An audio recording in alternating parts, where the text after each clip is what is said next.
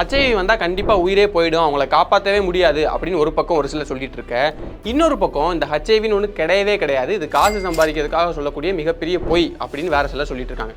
இப்போ இவங்க ரெண்டு பேருக்குமே பதில் சொல்ற விதமா சமீபத்தில் ஒரு அதிசயத்தை செஞ்சு காமிச்சிருக்காங்க.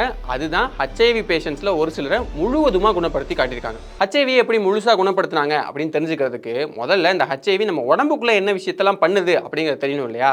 அதனால அதை முதல்ல பார்ப்போம். இந்த ஹச்ஐவிங்கிறது ஒரு ஆர்என்ஏ பேஸ்ட் வைரஸ், அதாவது அந்த வைரஸ்க்குள்ள ஆர்என்ஏ தான் இருக்கும். இப்போ அந்த வைரஸ் நம்ம உடம்புக்குள்ள வந்துருச்சு அப்படின்னா அது நம்மளுடைய நோய் எதிர்ப்பு செல்களெல்லாம் தாக்கி அழிக்க ஆரம்பிக்கும். அதுலேயும் குறிப்பாக CD4 செல்ஸ் அப்படின்னு ஒன்று இருக்குது, அதை தான் இதை முதன்மையாக போய் அழிச்சு தாக்கும். இந்த CD4ங்கிறது நம்ம உடம்புக்குள்ளே ஏதாவது கிருமிகள் வந்துச்சு அப்படின்னா அதை அழிச்சு தாக்குறது தான் அதோட வேலை. ஆனால் அந்த CD4 செல்ஸால் ஹச்ஐவி வைரஸை எதுவுமே பண்ண முடியாது. இது ஏன்னா அந்த ஹச்ஐவி வைரஸ் நம்ம பாடி ஃப்ளூயிட்ஸ் மூலமாக, அதாவது நம்ம ரத்தத்து மூலமாகவோ இல்லைன்னா நம்ம இனப்பெருக்க உறுப்புகளில் இருக்கக்கூடிய திரவங்கள் மூலியமாக தான் நம்ம உடம்புக்குள்ள வந்து சேரும். அப்படி வந்த உடனே இது அந்த CD4 செல்ஸை தான் தேடி ஓடும். ஏன் அப்படின்னா அந்த CD4 செல்ஸில் அதோட மேற்பரப்பில் CCR5 அப்படிங்கிற ஒரு ரிசெப்டர் இருக்கும். இப்போ அதே மாதிரி நம்ம ஹச்ஐவி வைரஸ் எடுத்துக்கிட்டோம்னா அதுலேயுமே GB120 GB41 அப்படிங்கிற ஒரு மகுடம் மாதிரியான ஒரு ஸ்ட்ரக்சர் இருக்கும். இப்போ அந்த ஸ்ட்ரக்சரை பயன்படுத்தி இந்த ஹச்ஐவி வைரஸ் அழகாக போய் அந்த CD4 செல்ஸில் உட்காந்துக்கும்.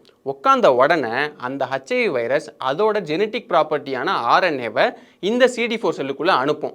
உள்ளே போன ஆர்என்ஏ அந்த வைரஸை இன்னும் அதிகமாக ஆகிற மாதிரி நிறைய பெருக்க வச்சிடும். அதாவது அதிகமாக அந்த வைரஸ் வந்து பெருகிக்கிட்டே போகும். பெருகின உடனே அந்த CD4 செல்லையே மொத்தமாக அழிச்சிட்டு அந்த வைரஸ் எல்லாம் வெளியே வரும்.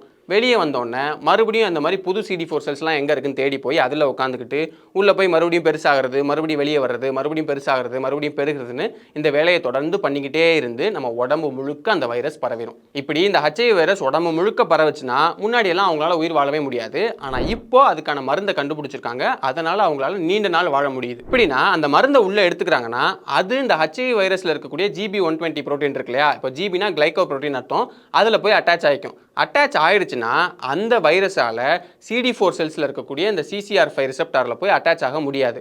அப்போ அது இன்னும் அதிகமாக பெருகிறத தடுத்துடலாம், அதுக்கப்புறம் அது உடம்பு முழுக்க பரவுறதையும் தடுத்துடலாம். ஆனால் அதில் ஒரு சிக்கல் இருக்குது. என்னென்னா இந்த மருந்தால் புதுசாக வந்திருக்கக்கூடிய வைரஸில் தான் போய் அட்டாச் ஆக முடியுமே தவிர ஏற்கனவே CDR4 செல்ஸில் அட்டாச் ஆகிருக்கக்கூடிய அந்த ஹச்ஐவி வைரஸை எதுவுமே பண்ண முடியாது. அப்போது ஒருத்தங்க இருக்காங்கன்னா அவங்களுக்கு ஹச்ஐவி அட்டாக் ஆகிருக்கு அப்படின்னா அவங்க வாழ்நாள் முழுக்க இந்த மாத்திரையையும் மருந்தையும் எடுத்துக்கிட்டே இருக்க வேண்டிய மாதிரி இருக்கும். ஆனால் இப்போ வந்திருக்க புதிய முறையில் இந்த மாதிரியான டெக்னிக் இல்லாமல், அதாவது மருந்தே இல்லாமல் அவங்க இந்த ஹச்ஐவி வைரஸை முழுமையாக குணப்படுத்தி காட்டியிருக்காங்க.